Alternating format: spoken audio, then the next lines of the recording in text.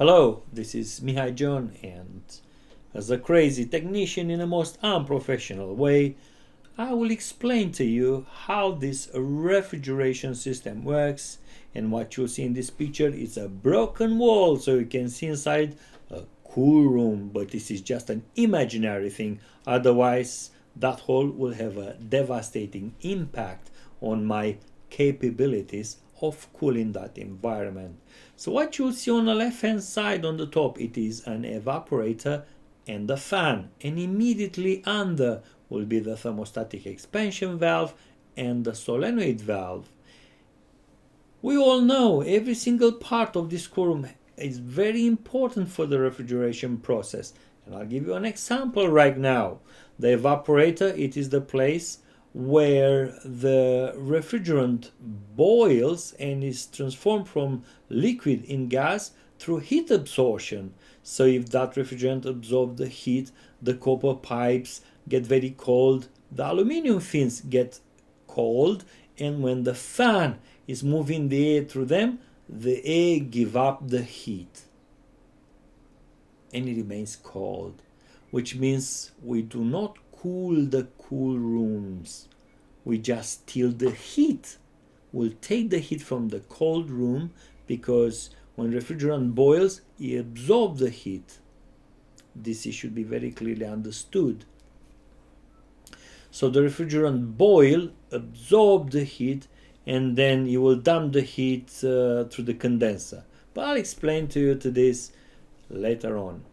The thermostatic expansion valve, it is exactly the point which divides the high pressure to the low pressure.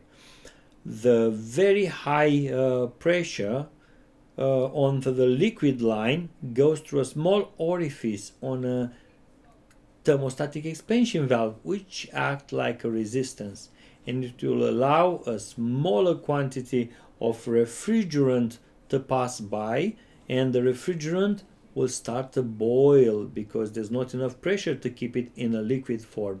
And when the refrigerant starts boiling, it will absorb the heat, and that heat, as I said before, will be dumped out through the condenser. Also, the thermostatic expansion valve have a bulb onto the suction line, and that is very important because it will control the superheat, and the superheat plays a very important role in the refrigeration process if you love your compressor and you don't want to buy a compressor every 6 months or 3 months or maybe 2 months. Now you can watch the solenoid valve. The solenoid valve, it is a valve which works on a very simple principle, all or nothing. So every time you want to start the refrigeration process, the control will send an electrical input to that solenoid valve, and it will open the valve. When the valve opens, the refrigerant starts to circulate and it passes through the TMV, but it will not circulate longer. It will only balance. You'll migrate from the high side to the low side until a special pressure switch will wake up the compressor directly or via the control, because you'll see now the control, it is the head of the operation. The control decides how long the compressor will work, when the frost time will come, how fast the fan is going, and so on. So these controls are more and more sophisticated. You can use only a switch on and off, and you can use like a building management control or a refrigeration management control with multiple inputs and outputs. So I don't want to talk right now about this because it can get very sophisticated. All you have to know, the control controls the entire operation. And this is your cold room. That's why I make that big circle. I don't want to be professional, but this is your cold room. What I want you to remember, the thermostatic expansion valve, it is extremely important, and the solenoid valve, it is directly controlled by the control. So anytime that will open, the pressure will balance into the system, and the pressure switch will send an input into the controller or will start directly the compressor. The multiple way of wiring a refrigeration system. I saw them a lot, and that's why I don't want you to get you confused, because you will gain experience by the time and you'll understand. What you'll see here, you won't meet this kind of system very often, but that's a lot of common sense. There are two valves which gives you the possibility to isolate the side glass and the filter dryer.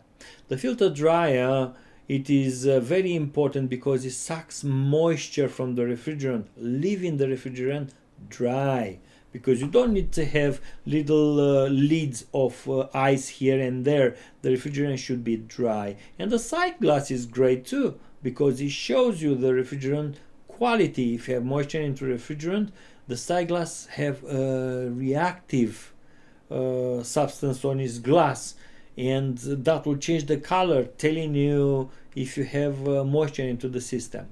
So coming back to this filter dryer, the filter dryer, it is very important because as I said, it takes the moisture and the rubbish out of the refrigerant, and the side glass tells you if you have enough refrigerant into the system, or if you reach the critical temperature and you have an inefficient condenser, because then the side glass will show you that the refrigerant is boiling. And also, as I said before, if you have a bad quality refrigerant and you have moisture and rubbish, the side glass have a little ring with a substance which react with the refrigerant, and it will tell you that you have moisture or foreign bits or something that might affect your compressor. Finally, we found the condenser. The condenser, it's just like the evaporator, only works in opposite side. What the evaporator gain in temperature, the condenser give it up. So the refrigerant which boils into the evaporator and absorbs the heat, it circulates inside the compressor. It is pushed on a very high pressure and a very high temperature, and it give up that temperature on the condenser. As you'll see, the condenser have also a fan, and when the pressure reach the threshold and the temperature is too high, that fan start running and it remove the heat from the condenser, and then it's subcooling the refrigerant, which goes via the thermostatic expansion valve. Then we'll find out the oil separator. That's another very important thing, because the compressor pushing the hot gas, but small droplets of oil which mixed with refrigerant dropping down to the bottom, and via an electronic valve it is sent back into the compressor crankcase, because you don't want the compressor to run without oil. That will be inappropriate, and just like your car, you will have the bad surprise that your compressor will die prematurely and you'll jump out of money. This feature you just see now, it's surrounded with a red circle. It is the liquid separator. So as I told you, the thermostatic expansion valve control the superheat, but sometimes the superheat is quite hard to be controlled, and you have to make sure that only superheated VAPs are reaching the compressor and not liquid, because the liquid can wash the oil from the compressor crankcase, or can be the steam, the refrigerant steam, very rich inside the crankcase, and it can destroy the piston. So that's the liquid separator. Was a very important. You have to bring only superheated gas. Now, this is the last part of the system, and the most important is the compressor, is the pump which moves the refrigerant through the refrigeration system. It's just like your heart is pumping the blood, pumping, and is the most expensive part of the system. So you have to take care of your compressor. But how can you take care of your compressor? It is easy to have a lot of appropriate good stuff into the piping.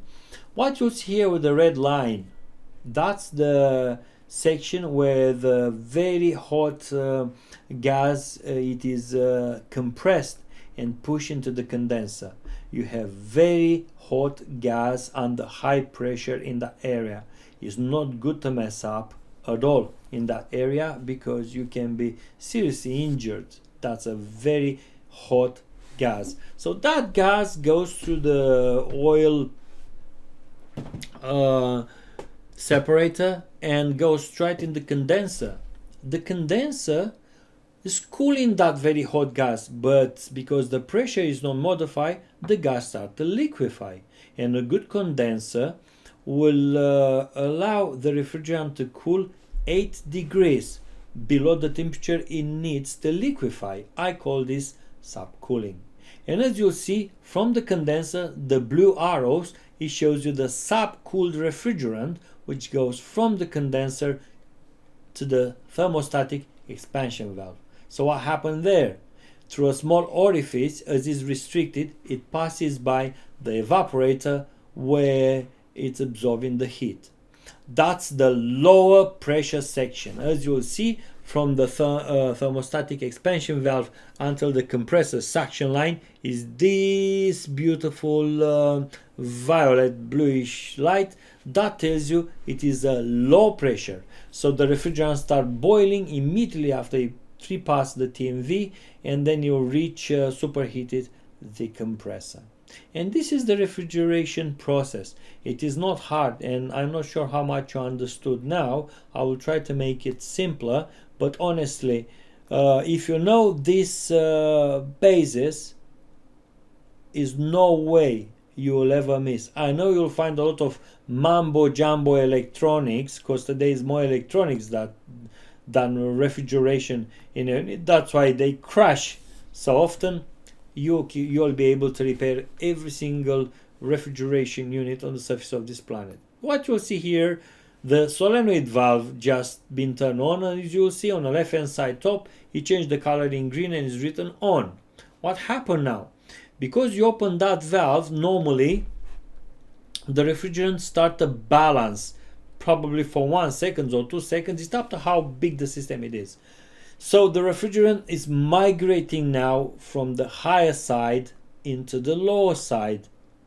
That will be probably in between 5 seconds and 30 seconds, when a pressure switch will call the compressor to run, because the pressure switch will sense that the pressure it is increasing onto the suction line, and it will either send an input to the control or will send an input to a contactor to start the compressor. It will tell, come on, wake up, it is working time.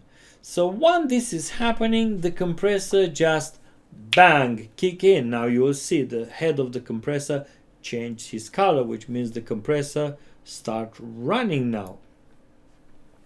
When the compressor is running for a couple of seconds, the refrigerant, it is not hot, it just starts to build itself and the system starts to heat up. But believe me, it won't keep too long. Probably in 30 seconds the pressure already will go high enough. So the refrigerant starts to circulate a little bit without any stress, but in very short time the pressure starts to build up and the temperature starts to build up. And as you'll see right now, the refrigerant starts to get very hot onto the head of the compressor, and from the condenser goes directly to thermostatic expansion valve, but the condenser fan is not running and the evaporator fan is not running. I know some people will say, no, they should run. Yes, in an old time they're supposed to, but the modern technology does not allow that to happen. First, the evaporator have to reach a minimum temperature so the fan to start, and the refrigerant into the condenser have to have a temperature and a pressure for that fan to start. That's very important. So as far as we are concerned, without using the fan right now, we have good pressure in the condenser. If it's a winter, if it's very cold outside, sometimes the fan does not need even to run, because the temperature outside compensates the need for the refrigerant to be cooled. So basically, if the temperature will increase, then the fan start running to say the pressure went too high, and there's a pressure switch which will enable the fan. The fan start running and it start removing the heat. Now the evaporator is getting cooler and cooler. Let's say the evaporator start to get about 10 degrees or 7 degrees, and when this is happen, a probe will send an input to the control, and the control will enable the fan.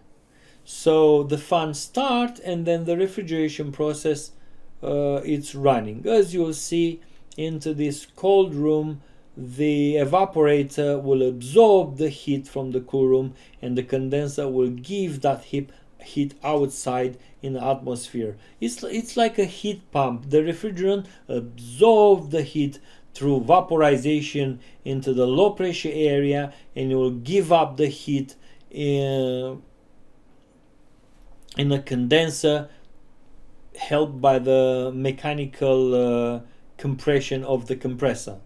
So this is all about the refrigeration system. It is not a big history. It is quite simple. I know some people try to make it look more sophisticated, but honestly it's simple.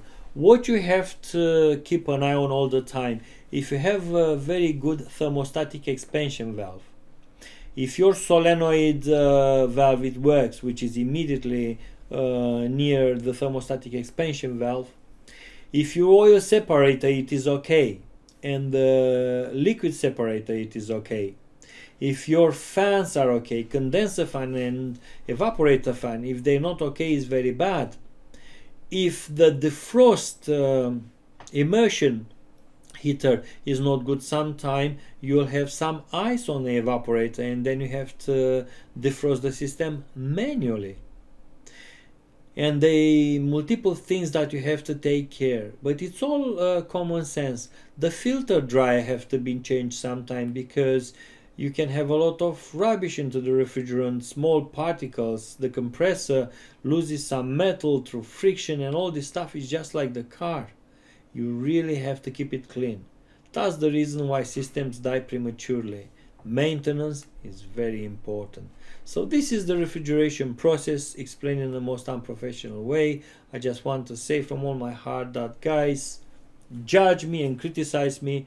I'm doing this for free and happy, and I wish all of you will become millionaire, so none of us will ever have to work ever again. Peace.